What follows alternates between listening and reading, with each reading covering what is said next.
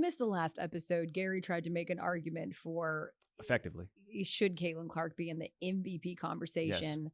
And I said no, just because we've only had one person that was a rookie win MVP as well. That was Candace Parker, and she was just dominant from the beginning. Mm-hmm. And on top of that, it's not just about Caitlin. It's much more about what A'ja Wilson's doing. Yes. I think in the interest of just fodder, sure, you want to throw in the race, fine. A'ja Wilson's going to run away with the MVP. It's not even a question or a conversation. Period. She's having one of the most dominant seasons that we've ever seen a basketball player have since Shaq won MVP 100 years ago. Okay. So like the dominance is there. She is incredible and she has leveled up. But now there's the question that our producers have posed that I also find to be a total and complete cop-out.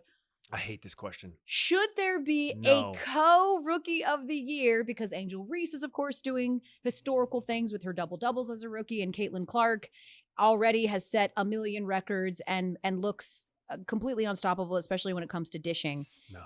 And it feels like we are both on the same page here. Not a shot. No, they're not equal. They are not.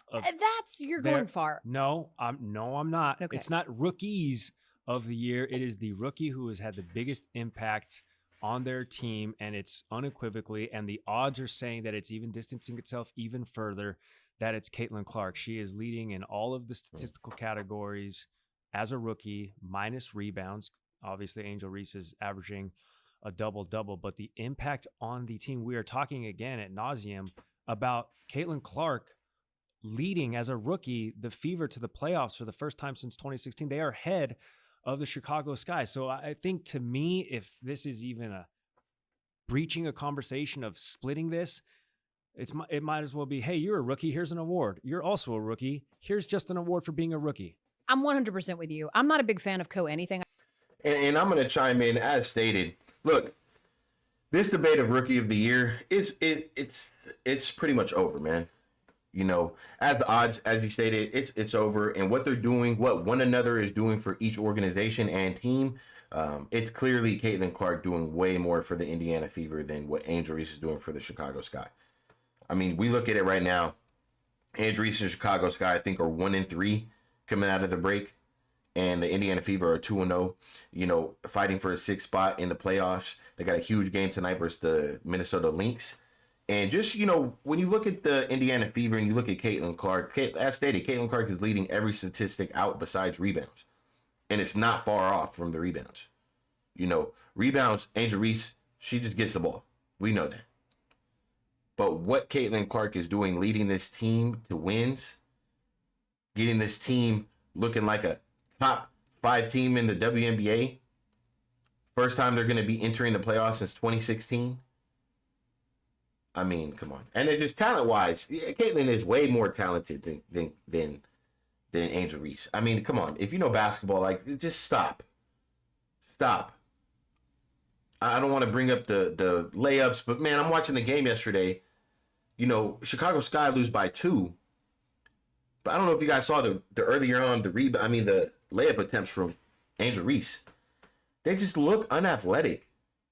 The finger roll didn't really jump, and then teammate makes a great pass to end out the quarter. All you had to do was lay up the ball, and you play volleyball at the rim, like awful coach was saying. It's like, how did you make it through college and high school without this skill set?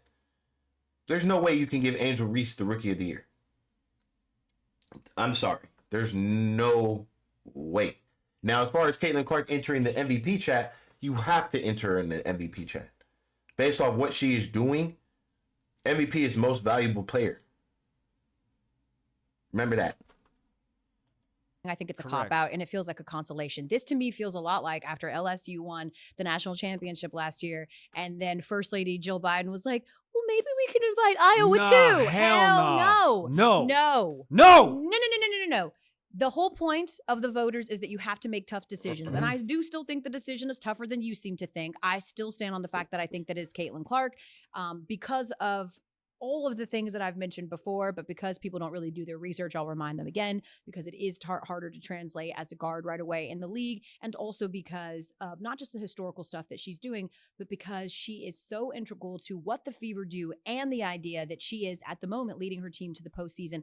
How you contribute to your team and what your contributions mean in terms of team success is important. And so I think that it should be Caitlin Clark as Rookie of the Year, while I still enjoy the debate for people that feel like it should be Angel Reese.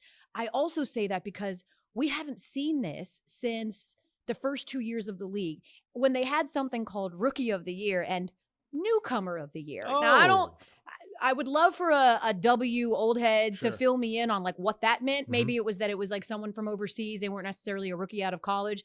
They did that for 2 years and they were like, let's just go to the Roy because let's just go with one. So they haven't done that before. I certainly wouldn't do that.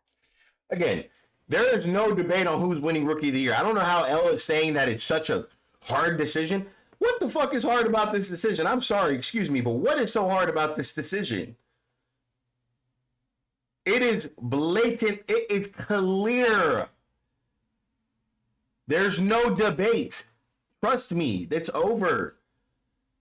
There's no debate, Elle. I know you want headlines, but stop. It's done.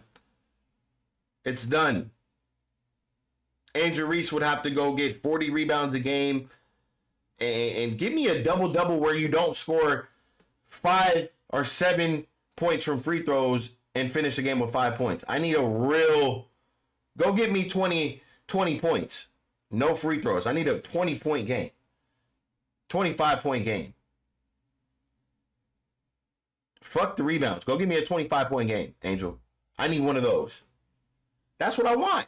That's what I want to see. Besides that, man, there's no... Look, Caitlin Clark can stop playing for the rest of the year and shut it down. She's going to win Rookie of the Year. That's how far ahead she is right now. I'm trying to tell you, man, there is no debate. No debate. It's done, man. It's done. It's done. So... Sets a bad precedent. It sets a bad precedent, but we're also reacting as it relates to Caitlin Clark to one of our colleagues, Stephen A. Smith, on his show. I've heard of him.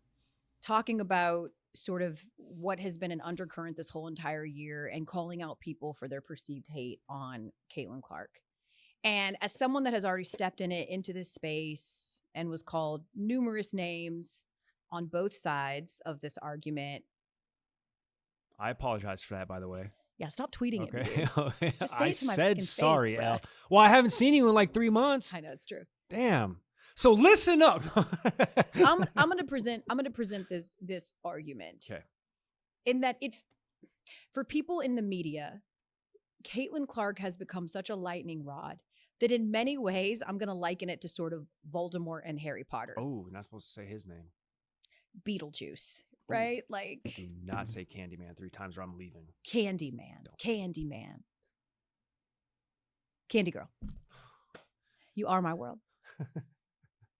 It has become really difficult to figure out how to capture and talk about some of these conversations because the vitriol just follows. You know, if you are very complimentary to Caitlin Clark, there's a function of the population that thinks that you're being mandated to say it and that you're trying to... I'm not here for this, Elle. We'll talk about this on the next segment. Elle's getting into her feelings. She's letting the media control her output and her input. So it's just clear she's admitting that she has to play the even role so people don't so she doesn't lose. So you're admitting... Elle is just something else. You're admitting to having to play the role of being in the middle so you don't get hate from one or the other. That is absolutely crazy to me. Look, I'm going to end this segment right here. For me, Caitlin Clark is leading in rookie the race. I mean, Angel Reese, she's having a great rookie year. You can't take that away from her. I need to see development on the offensive skill end. Next year, you need to come in and dominate. Because if you can learn some offensive skills, play under control, you could be a force with the way you rebound and have a motor like that. So that's all I got to say, man. It's your boy, C.O. Connor. If you have not, man, make sure you guys sub up to Game Day. I appreciate you guys. I'm going to catch you guys on the next video. We out.